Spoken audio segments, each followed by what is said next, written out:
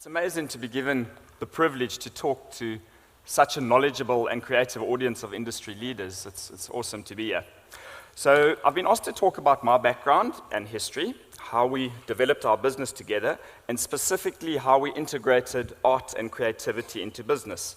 And then just to end off with a couple of business philosophies and tips of some of the things we've learned and haven't learned over the years. So very briefly, my background is I'm South African, born and bred here. I love South Africa. I grew up in a little town called Queenstown in the Eastern Cape and in East London. Some other people from Queenstown here, slummies as we call it.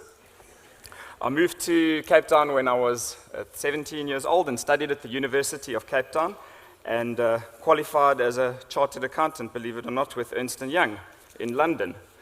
I'm not sure if there are many accountants in the audience here, but if there are, apologies to those accountants. I left that one at 3 o'clock in the afternoon of the day I qualified. It wasn't great. At the time I was auditing, and for those of you who know a little bit about auditing, auditing is all about last year, and it's a little too late. It's a little too late for me. It's like living in the past every single day. I didn't enjoy it at all. In London, I met Nick. We were actually working together at Ernst & Young, and we left there together, and we started our very first business in tax structuring. Apologies for that. And we ran that for a while and then sold our business, and I made a conscious decision to make Cape Town my home. I wanted to move back to South Africa, so I moved back here about 15 years ago. And at the time, I think we couldn't believe our luck. We got a purchase for our business in London. It was a great price at the time, and I was only 26 at the time, so using my newly acquired accounting skills, or using our newly acquired accounting skills, Nick, we did a detailed analysis of investments and mutual funds all over the world. So we made investments in Australia, Asia, North America, South America, Canada, even South Africa. And in 6 months, very successfully halved our money. Yeah, so we thought this is not great. After all of that work, we've now gone and halved our money in 6 months. And I guess that was one of our first lessons that we learned in business. And that was our 20-minute rule. If you go to my office nowadays, I've still got that old map, and I've got a circle 20 minutes from my office. I've historically, although we have changed that a little bit now, but historically I've only made investments 20 minutes drive from my office. So if there's a little problem, we can hop in the car and we can go and fix that. All right, so over time we've had many investments. Private equity, we've had mail order, we've had call centers, IT, database management, quite a few bars, retail stores, and what we did is we put all our profits into property and tried to build up a property portfolio. So various elements to our property portfolio, which Nick's going to tell you a bit about, but in Upper Long Street, we bought a lot of those old buildings 10, 12 years ago. We restored them and we created an entertainment strip. We put together the New Space Theatre, also in Long Street, the old biscuit mill in Woodstock, which was a very difficult and rough area at the time. Woodstock, it was tough there putting the old biscuit mill together. We couldn't get finance, but now I like to think that the biscuit mill has actually been instrumental in the regeneration of Woodstock, which is really an up-and-coming area.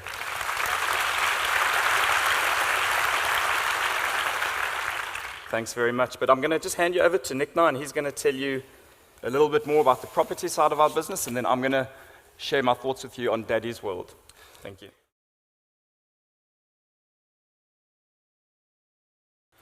Yeah, like Jody said, we're both chartered accountants. Our oratory skills are not on top of our agenda, but our business, as Jody mentioned, has really two distinct directions. One is the commercial property portfolio, and then the other one is the Daddy brand. And the Daddy brand has now gone on and specializes in creating creative accommodation establishments. I suppose, like overriding principle, the biggest lesson that we've learned in life is always to have a positive outlook and believe in yourself. And when this is in place, it will manifest in your business and its development. And an interesting example of this happened the other day when a friend phoned me up late on Friday afternoon last week and said he had two U2 tickets for me here. So I've got a young child, and I went home and I chatted to the nanny and I said, listen, can you babysit, because I've got two tickets to U2. So she looked a little bit bewildered, and she looked at me and she said, what? Like looking at me, what? So I said, no, U2. And she said, What? Me too? So that was the first lesson in life, is like believe in yourself. And if you believe in yourself and you back yourself, then things generally happen. I suppose many of the lessons that we learn in everyday life are easily transposed from into other applications. All of you out there have your own unique scenarios, but I believe there's an overlay of business principles that we've learned in our businesses that you can apply to yours and your personal lives. And I've seen that from what Ree and Brad were saying and Jen was saying, and there's definitely a lot of overlap. We started buying commercial property about 10 years ago, and up to then we were involved in various businesses, and we felt that the property prices for commercial property were at a low, and that there was a gap in the market.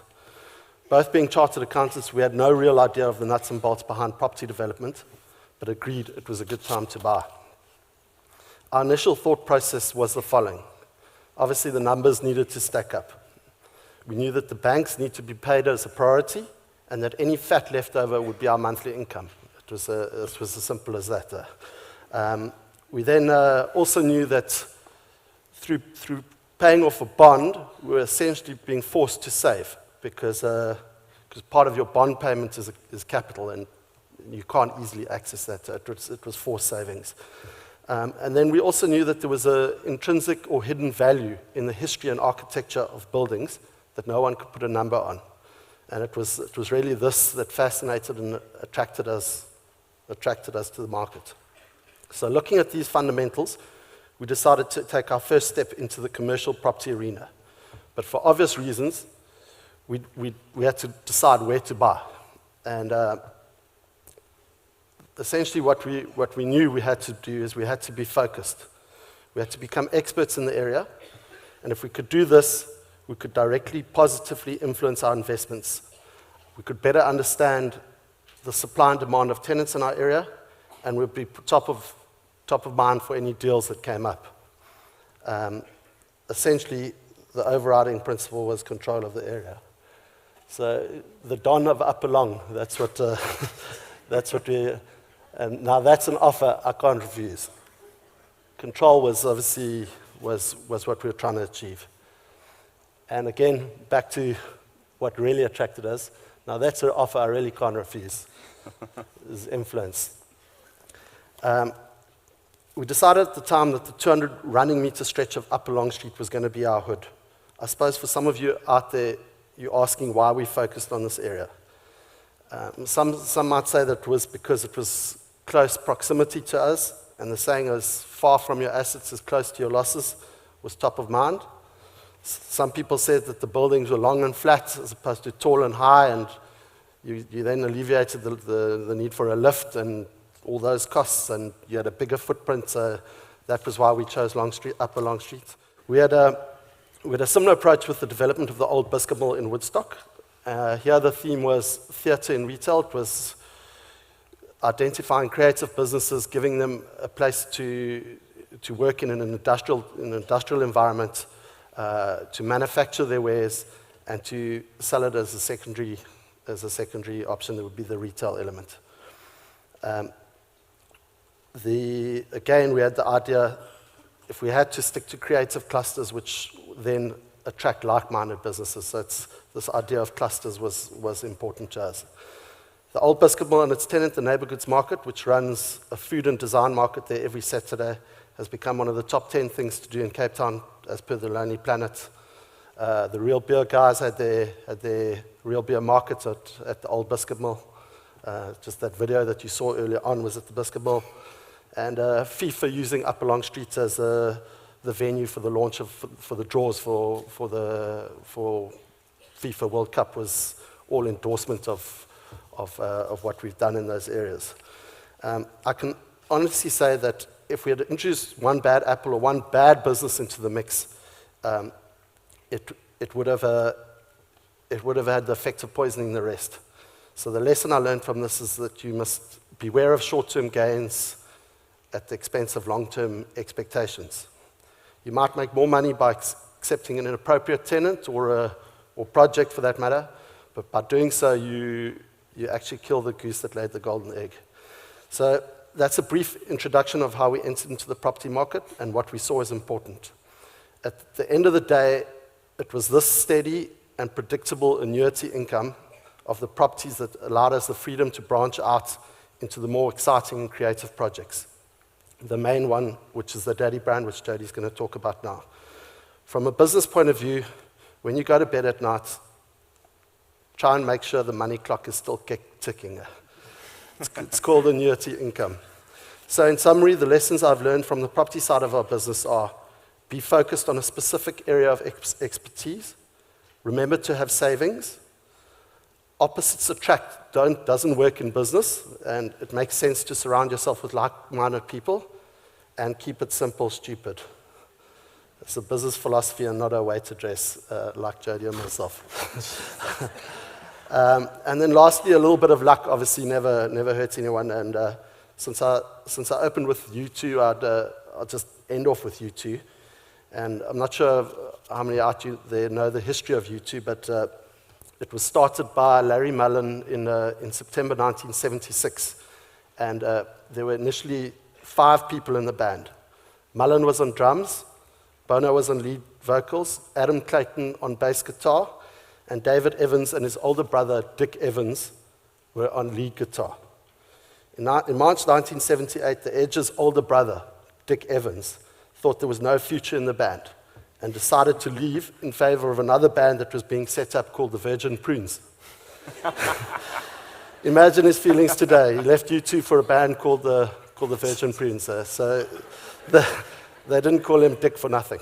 So, okay, that's me, and I'm going to hand over to Jody. Thanks, Nick. All right, Daddy Longlegs, this has really been the amazing and fun side to our business. Essentially, it's the hospitality and accommodation side to our business. There's a number of elements. We have the Granddaddy, Daddy Longlegs, Daddy Cool, and Old Mac Daddy. And this is where we first utilized creatives, art, and artists in helping us develop our business. But it's best to show you through some pictures. So what we did on Daddy Longlegs is we had 13 bedrooms that we wanted to do up. So we got 13 different artists to design and decorate the rooms. And we chose creatives across the entire artistic genre. We've got poets, musicians, architects, decorators. The band Freshly Bound also did a room. This room is the karaoke room, and that room has got a very, very popular room. It's called Do Not Disturb. It's got AstroTurf on the floors. It's got a working karaoke machine. It's got 7 microphones and a waterproof mic in the shower. So you can sing karaoke and do your thing, and it's also got the words of Big in Japan by Alphaville in Braille on the walls all around the room. And I can assure you there's no other room like that at any other hotel in the world. This room is called Open. It's got photographs of sunrises and sunsets all around Cape Town. It's got a bed on the floor and mirrors on the ceiling. Good friend of ours, Ant, did this room. This room is made up, that big face, I'm not sure if you can see it from the back, but is made up of 3,420 photographs, which together make up that face, which is actually his dad. That's the emergency room. It's got doctors and nurses' uniforms, and actually I'm not going to go into more about that room.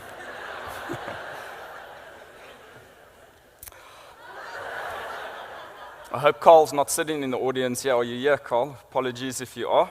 That's Carl. This is the Mentos room. Mentos were a corporate sponsor, and this room has got 2,000 rolls of Mentos, even one in the Mona Lisa's hand in the corner. Also a very, very popular room. And that room's appeared in many publications all over the world, so it's been great for Mentos. I don't have any photos of it yet, but we also have a Levi's room, which is also pretty awesome. All right, then after Daddy Longlegs, my next project was the Granddaddy, an airstream park. And what I did here is I found these caravans. I found them in America, and I built hotel rooms out of the caravans. And again, I got different artists to design and decorate the interior of the caravans. In fact, that one was the very first one we bought. I bought that on eBay for 200,000 Rand. I remember we took a punt at it. I actually remember that Friday night that caravan arrived at like 12:15, sweating a bit, wasn't quite sure what we were going to be getting, but it's turned out fantastic. Right, so possibly the most challenging project, a lot of fun, but possibly the most challenging project I've ever undertaken. Finding these caravans was an absolute nightmare. They collectors' items, they late 50s and early 60s, and I had to go over to America and try and find them. Eventually we did find them. I had to get an import permit to bring them into South Africa, and unfortunately caravans, or trailers as they call them in America, are classified as motor vehicles. I don't know why, but in South Africa, and they don't allow you to bring second-hand vehicles into the country. And ITAC, the Institute of Trade and Commerce, rejected my permit 17 times to bring these into the country. I can remember my numerous conversations with him, but eventually on the 18th application, I was successful and I got the import permit in, so we brought the caravans in, or at least tried to. They didn't fit in a shipping container. So that was another whole story, and eventually we found a ship that could bring them across, and then the project hadn't even started yet. I had to persuade the city of Cape Town that I wanted to build a caravan park on the roof of the hotel. And that wasn't a short process. But at the end of the day, it all worked. And it's turned out beautifully. So that's where it is, just up the road in Long Street. We've got the caravan park on the roof. A lot of people have asked how I got them up. I didn't use a helicopter because they're heavy at the back and they start swinging. We had to use a crane to lift them up at about 4:30 on a Sunday morning, because at the time our plans weren't technically fully approved yet. So that was one of the last ones up, and that was at about 8 in the morning. We've got a lovely bar up there, and a lot of Cape Townians go there on a regular basis, and we have concerts up on the roof. And just to show you some of the interiors, this one is called Dorothy, or Dot for short, and it's got these dots absolutely everywhere. It's actually the very first caravan I stayed in. It's truly beautiful. Markstead designed this one. This is called Goldilocks and the Three Bears. It's got 3 bowls, one for Mama Bear, Papa Bear, and Baby Bear. 3 chairs, 1 too hard, 1 too soft, 1 just right. It's got a bear suit and a Goldilocks suit, which is often worn by our guests. In fact, the bear suit's in for repairs at the moment. I was going to put Nick in it, but or the Goldilocks suit would have been better. And it's also got bear pornography, which we call bearnography, which my wife made me remove from the clip this morning, but that's okay. Right, I then built a cinema on the roof, and I called that the Pink Flamingo, because pink flamingos in America are synonymous with trailers. So I built an open-air cinema, and following on from our Daddy brand, I found Jeremy Taylor. He's quite an iconic South African singer, and I found him in France, in their own district, and he came out here, and he sang Ach Please Daddy at the opening of our cinema, and it was fantastic, and the cinema has actually done very, very well. On to our next project, and that was moving out to the country, and it was amazing. We found it a beautiful spot in Elgin, 45 minutes from Cape Town, and we decided to call it Old Mac Daddy, and we went through the whole process again and got a whole lot more caravans, and we moved out into Elgin. I built a communal area where people can eat in a bar and you can relax and have a jowl, and I built that like a traditional Apple packing shed to try and fit into the area. And the interior's got a bit of a Scandinavian wash and look and feel, and that's our communal barn. But what we did a little bit different on this project is we realized the caravans on the roof were a little bit too small, so we built these lounge units that the caravans clip onto, and that's where there's a lounge and a bathroom and all of that off there, just to give a little bit more space. That's the look inside. We used a lot of recycled materials, in fact, old briar grids and old woods to try and build this old Luke and James buckets, and it's turned out really, really beautifully, and I think the term Tracy Lynch used was décor detox. The caravans, some of them are quite extreme, and they're quite out there and quite way out, so we wanted to just keep these lounges quite soft and gentle to balance the extreme nature of some of the caravans. And we were running out of cash. Our budget was a bit leaner at the time. This is Life Before Color, one of the caravans. It's got a full-size bath, queen-size bed. It's another photo of the same caravan. We've had 4 engagements in this caravan. Our very first 2 guests got engaged, actually, in this caravan. Third one must have been sweating a bit, if I told him.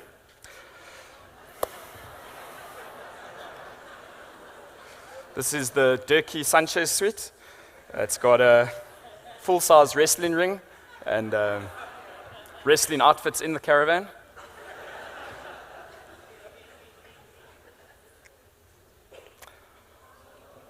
This is absolutely amazing. Sarah Pratt, who painted this, actually lived in the caravan in Elgin for a few months in the freezing cold of winter last year, and she painted this. And this is, you can see the picture in the top left-hand corner, Rousseau's picture, which is in the Museum of Modern Art, The Dream. And I don't really know how to describe this. It actually feels like you're floating when you're staying in this caravan. It really is beautiful. This is Yellow Submarine. It's got a working periscope inside, and you can actually look around the whole valley. It's pretty awesome. Another photo. That's the bedroom at the back. All right, and Grolsch came on board as a corporate sponsor. This is their caravan, Metamorphosis. The entire inside of this caravan is magnetic, so you wouldn't want to go in there if you had a pacemaker successfully, but you can actually move all that shelving around, and you can position it wherever you want. It's a truly beautiful caravan. And lastly, this one is called, it's all about the plight of the honeybee. This is called Give Bees a Chance. And yeah, lovely. They did an amazing job. So I guess a lot of people say, wow, just look what you've done, and this is amazing. But it's truly actually not about us. South Africa, Cape Town, South Africa is very creative. There's so many amazing creatives here, and we've just given them a blank canvas. Our projects are really about them. It's channeling their talents. We've just given them that canvas, and they have created our brand, and we're truly grateful. And quite a lot of you are sitting here today, so I'm truly grateful for all the efforts you put in. The PR has been amazing. It's been fantastic. The projects have been in, as of yesterday, 49 publications, locally and internationally, numerous TV shows. We even had a guest from CNN in Tokyo who came, who had seen it on TV there, which I was quite surprised. So fantastic, great PR. Some not so great, but yeah, I guess you've got to roll with the punches. We've had a few negative PRs, but that's okay. But generally, been fantastic. Cover page of VC, and it was pretty awesome. So just to finish off quickly, because I know we're short on time, and tell you a bit about the ethos with which we run our company. Nick and I have always tried to do the right thing. We've been fair trade accredited. We try to be sensitive to our environment. Wherever possible, we try to be as eco-friendly as we can be. For me, I've got to have fun. When I go to bed on a Sunday night, I must be itching to get to work on Monday morning. If I'm not, I'm just not prepared to do it. And being accountants, it has been quite useful because we always look at the numbers, but we look at them very, very quickly, and we make a business decision. 1 hour, 2 hour analysis spreadsheet, and then we move on. And that's sort of how we run our business. And of course, we're very hands-on. When I built the caravan park on the roof, I actually moved onto the roof for 3 months and made it my office, and I worked from there and got a good gut feel of what would work and what wouldn't work. Just a little bit of business advice for the future of things I've learned. If you're very passionate about an idea or concept, you really need to believe in it and do not give up, regardless of how many times you are told it won't work, because you will be told many times that it won't work, or how much red tape that you have to face. Believe in it, and at the end of the day, it will be successful. I mean, if I hadn't applied for that 18th permit with customs, there would be no Daddy brand really today. Another one that those accountants here might not like me for is take your profit and losses and your income statements and tear them up, light them up, and throw them in the bin. For me, they don't work. You need to watch your cash, as Nick reiterated. Do cash flow forecasts. Look at your bank balances every single day. I keep a rainy day account in my business, and every week I take 20% of whatever we earn and I put it in that rainy day account because sometimes it rains in business, unfortunately. One that's very easy to say and a little bit more difficult to implement is don't take anything personally in business. Try to put your emotions one side, and it'll help you a lot. This is one that so many people get wrong, and that is don't be greedy. Let someone else also make a profit. You don't need all the money in the whole world. There's enough for everyone out there. Otherwise, you're either going to be known as a very wealthy, greedy old person, or you're going to own 100% of sweet nothing if you don't do that. All right.